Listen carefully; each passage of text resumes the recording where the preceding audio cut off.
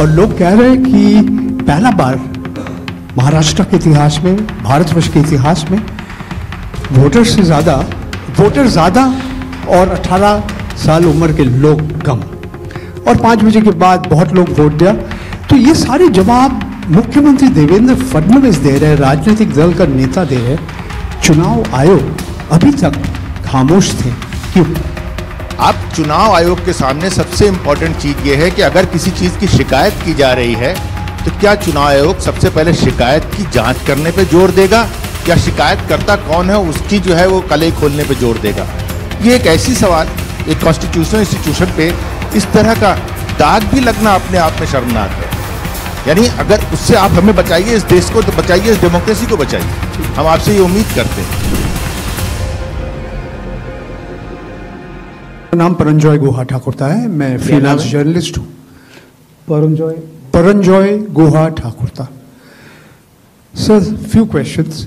इतना हड़बड़ी में आपको एसआईआर करने का क्या जरूरत है, जब बाहर चल रहे बिहार में बारिश के समय, और समय बहुत लोग कह रहे हैं बहुत कम है।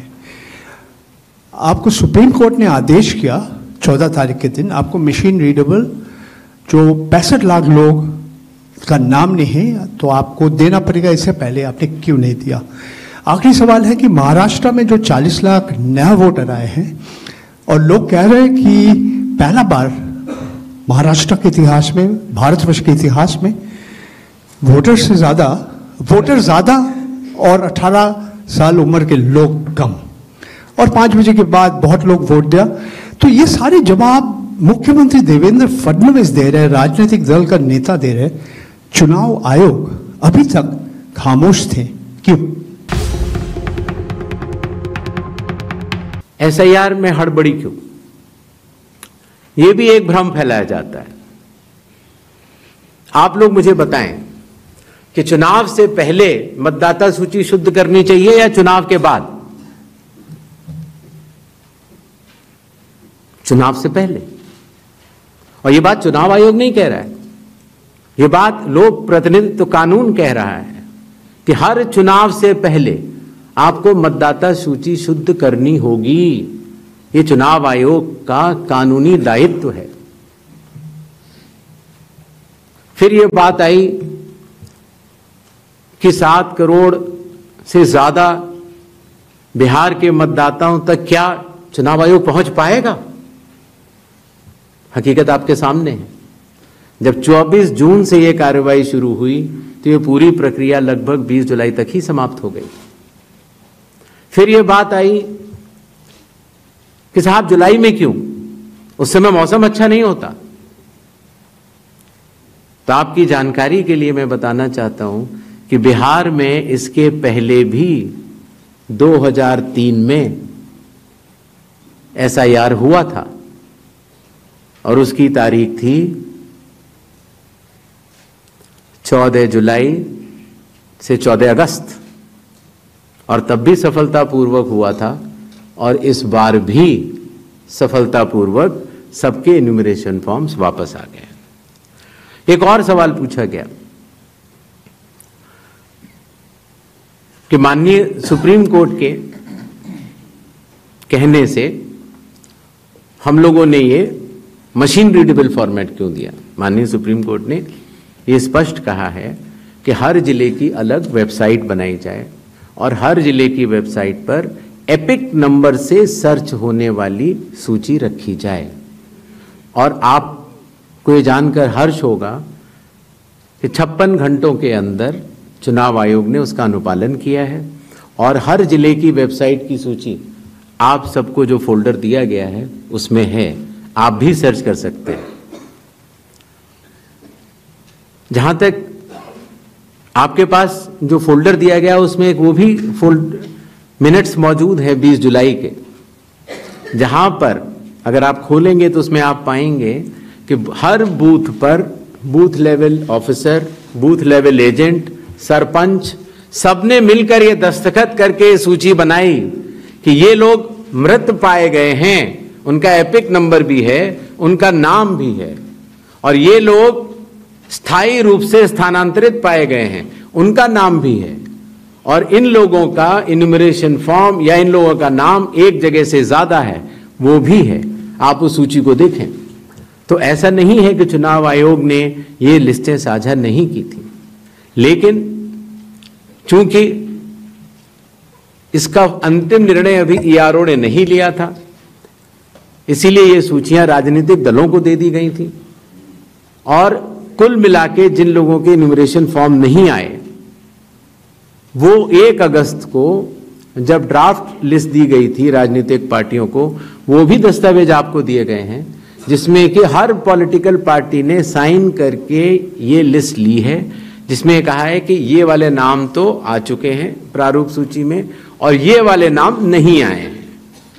हर जिला प्रेसिडेंट ने उस लिस्ट को सत्यापित किया है 1 अगस्त को और अपने टेस्टिमोनियल्स भी दिए हैं। तो ये सूचना और भी लोगों तक पहुंचे, आप तक भी पहुंचे। चुनाव आयोग तो पारदर्शिता का स्वागत करता है और ये बहुत ही अच्छी बात है। शायद इससे अगर कुछ लोग जो छूट गए हों, अगर वो नाम दे पाए, तो चुनाव आयोग का तो नारा है हर पात्र मतदाता को सूची में लाना है और हर अपात्र मतदाता को सूची से हटाना है। तो उस उद्देश्य में ये हमारी मदद कर रहा है।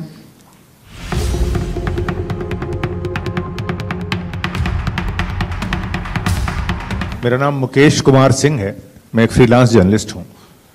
मैं आपसे जानना चाह रहा हूं कि इस बात का ग्रेडिंग कैसे की जाएगी कि जो अभी आपने उदाहरण देके बताया कि ईपीआईसी में एक आदमी नाम डुप्लीकेट करेगा, जब तक आपके पास कोई यूनिक फीचर नहीं होगा, जैसे आधार के मामले में बायोमेट्रिक्स एक यूनिक फीचर का काम करता है हर इंडिविजुअल के लिए ना, उसी तरीके से अगर आप ईपीआईसी से इसको नहीं जोड़ेंगे तो ये संभव ही नहीं है कि आप कभी जिंदगी में डुप्लीकेसी को चेक कर पाए, चाहे कितने एफर्ट्स कर लें। यहां आपको टेक्नोलॉजी की ही मदद लेनी पड़ेगी, मैनुअली ये ह्यूमनली पॉसिबल नहीं है। और इसी से जुड़ा हुआ सवाल ये भी है कि जब इस तरह की चीजें हमारे सामने आती हैं, यानी डुप्लीकेसी को चेक करने की, वही डुप्लीकेसी हमारे सामने जब वोटर लिस्ट में सामने आती है तो एक नया बखेड़ा खड़ा होता है। आप चुनाव आयोग के सामने सबसे इंपॉर्टेंट चीज ये है कि अगर किसी चीज की शिकायत की जा रही है तो क्या चुनाव आयोग सबसे पहले शिकायत की जांच करने पे जोर देगा या शिकायतकर्ता कौन है उसकी जो है वो कलई खोलने पे जोर देगा। ये एक ऐसी सवाल, एक कॉन्स्टिट्यूशनल इंस्टीट्यूशन पे इस तरह का दाग भी लगना अपने आप में शर्मनाक है। यानी अगर उससे आप हमें बचाइए, इस देश को तो बचाइए, इस डेमोक्रेसी को बचाइए, हम आपसे ये उम्मीद करते हैं। कि मतदाता सूची एक अलग चीज होती है और मतदान अलग चीज होती है। मतदान में जब कोई वोटर वोट करने जाता है और वो बटन दबाता है तो एक ही बार दबा सकता है। मतदाता सूची में अगर 2 जगह नाम हो तो वोट चोरी कैसे? नहीं हो सकती। वोट तो एक मतदाता एक ही बार डाल सकता है और इसीलिए हमने कहा था कि चूंकि इस तरह की पीपीटीज बनाई जाएं जिसमें कि चुनाव आयोग के डेटा को गलत तरीके से एनालाइज किया जाए और उसके जरिए यह कहा जाए कि चूंकि मतदाता सूची में ये नाम है इसीलिए मतदान गलत हुआ। मतदाता सूची और मतदान 2 अलग विषय हैं और इन दोनों को अलग अलग ही देखा जाता है। दोनों के कानून भी अलग हैं। मतदाता सूची का कानून है लोक प्रतिनिधित्व कानून 1950 और मतदान करने का कानून है लोक प्रतिनिधित्व कानून 1951। दोनों के नियम अलग हैं, दोनों के लोग अलग हैं और दोनों चीजों को जुड़ा के ऐसा भ्रम फैलाना कि अगर मतदाता सूची में कोई ऐसी चीज है, जैसे एक विषय आया था, किसी ने कहा कि साहब हाउस नंबर 0 है, 80,000 लोगों के हाउस नंबर 0 हैं, इसीलिए वो फर्जी हैं। अगले दिन कई सारे मतदाता खड़े हो गए, उन्होंने कहा नहीं साहब हम तो यहां रहते हैं। तो आपके थ्रू मैं जनता को बताना चाहता हूं कि हर पंचायत और हर म्यूनिसिपैलिटी में जरूरी नहीं है कि आपका घर होते हुए भी उसको घर का नंबर दिया गया। तो चुनाव आयोग जो कि एक एक मतदाता को ढूंढ कर उसका वोट डलवाता है, आपको पता है अरुणाचल प्रदेश का एक गांव है मालेगांव, जहां सिर्फ एक मतदाता बहन के लिए पूरा चुनाव आयोग 2 दिन तक ट्रैकिंग करके जाता है और उनका वोट लेके आता है। वही चुनाव आयोग जो गिर फॉरेस्ट के पीछे एक महंत हैं, उनके लिए 1.5 दिन की ट्रैकिंग करने जाता है, पूरा वोट बूथ बनाता है और वोट लेके आता है। उस कर्मठता से, और आज से नहीं 75 सालों से, उस विरासत से, कर्मठता से कार्य करने वाले चुनाव आयोग के ऊपर अगर निराधार आरोप आप मतदाता सूची और मतदान को मिला के और जनता के सामने अगर ये कहें कि चोरी हो रही है, तो ये गलत बात है। जनता सब समझती है। किसी व्यक्ति के अगर 2 जगह वोट भी हो तो भी वो एक ही जगह वोट करने जाता है। 2 जगह वोट करना कानूनी अपराध है। और अगर कोई भी व्यक्ति ऐसा कहता है तो सबूत तो चाहिए। सबूत मांगा था, मिला नहीं। इसी तरीके से जिन लोगों के पास घर नहीं होता, आप लोग भाग्यवान हैं, कई लोगों के पास घर नहीं होता लेकिन उसका नाम भी मतदाता सूची में होता है। और उसका पता क्या दिया जाता है? उसका पता वो जगह दी जाती है जहां वो व्यक्ति रात को सोने आता है, कई बार सड़क के किनारे, कई बार पुल के नीचे, या कई बार लैंप पोस्ट के किनारे। और फिर अगर यह कहा जाए कि वो फर्जी मतदाता है, ये हमारे गरीब मतदाताओं, बहनों, भाइयों और बुजुर्गों के साथ एक बहुत बड़ा खिलवाड़ है। शिकायत के ऊपर जांच क्यों नहीं होती? इस सवाल का जवाब भी देना बनता है। अगर मीडिया में किसी एक व्यक्ति के बारे में शिकायत आ जाए तो चुनाव आयोग कहता है कि नियम में तो नहीं है लेकिन कर लेनी चाहिए। वो सीईओ को बोलता है, या सीईओ कई बार चीफ इलेक्टोरल ऑफिसर स्वतः संज्ञान ले लेते हैं, डीएम स्वतः संज्ञान ले लेते हैं और जांच कर लेते हैं। लेकिन अगर आरोप 1.5 लाख मतदाताओं का हो तो क्या बिना किसी सबूत के, बिना किसी हलफनामे के 1.5 लाख मतदाताओं को नोटिस जारी कर दिया जाए?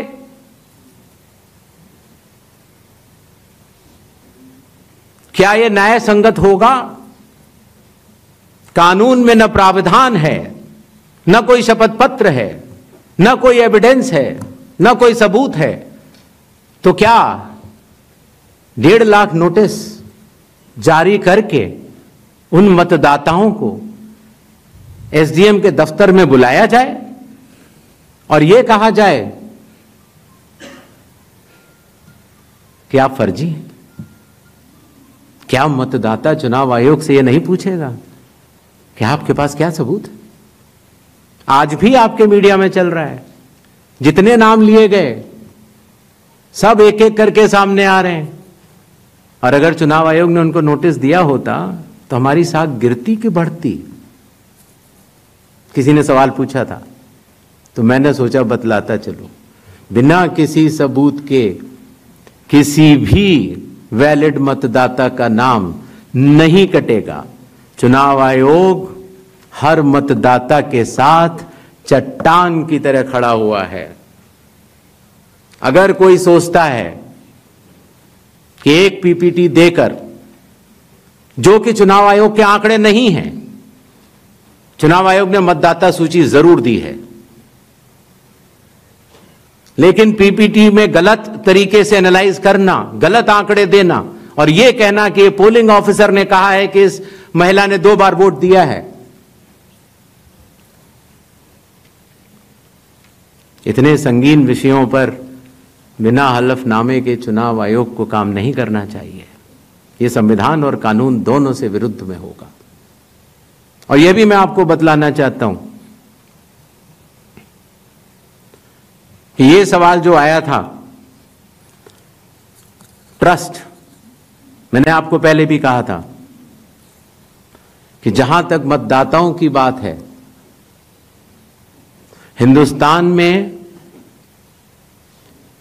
60% से ज्यादा वोटिंग होती है। जो दुनिया के बड़े बड़े जनतंत्र जिसके लिए सोच सकते हैं, दुनिया का सबसे बड़ा जनतंत्र है भारत। दुनिया का सबसे बड़ी मतदाता सूची हमारे पास है, लगभग 90 करोड़ से 100 करोड़ के बीच में। सबसे बड़ी मतदाता सूची, सबसे बड़े चुनाव कर्मियों की फौज, सबसे ज्यादा मतदान करने वाले लोगों की संख्या, और इन सब के समक्ष, सारे मीडिया के समक्ष ये कहना कि अगर मतदाता सूची में आपका नाम एक बार और है तो आपने 2 बार मतदान किया होगा और कानूनी अपराध किया होगा, और मेरे सारे मतदाताओं को अपराधी बनाना और चुनाव आयोग शांत रहे, संभव नहीं। हलफनामा देना होगा या देश से माफी मांगनी होगी, तीसरा विकल्प नहीं है। आपके माध्यम से मैं यह भी कहना चाहता हूं, अगर 7 दिन में हलफनामा नहीं मिला तो इसका अर्थ ये सारे आरोप निराधार हैं,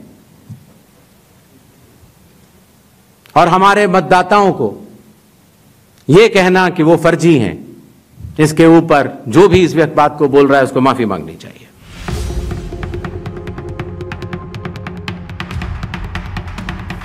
महाराष्ट्र में वोटर लिस्ट बढ़ी। समय रहते जब ड्राफ्ट सूची थी तो दावे और आपत्ति क्यों नहीं जमा कराए गए? जब रिजल्ट निकल आया तब याद आया कि यह गलत था, और एक भी मतदाता का नाम सबूत सहित आज तक चीफ इलेक्टोरल ऑफिसर महाराष्ट्र को नहीं मिला। चुनाव हुए 8 महीने हो गए। महाराष्ट्र में क्यों नहीं उच्चतम न्यायालय में चुनावी याचिका दायर की गई? फिर एक बात यह कही गई कि आखिरी घंटे में इतना मतदान कैसे? चुनाव आयोग ने जवाब दिया था और आप सबने लिखा भी था कि अगर 10 घंटे मतदान होता है तो हर घंटे 10% का औसत होता है। आखिरी घंटे में 10% से कम मतदान हुआ। तो यह बात कैसे कही जा रही है? ऐसा नहीं होता कि किसी भी बात को अगर आप 10 बार बोलते रहें, 20 बार बोलते रहें तो सच हो जाए। सच सच होता है और सूरज पूरब में ही उगता है, किसी के कहने से पश्चिम में नहीं उगा करता।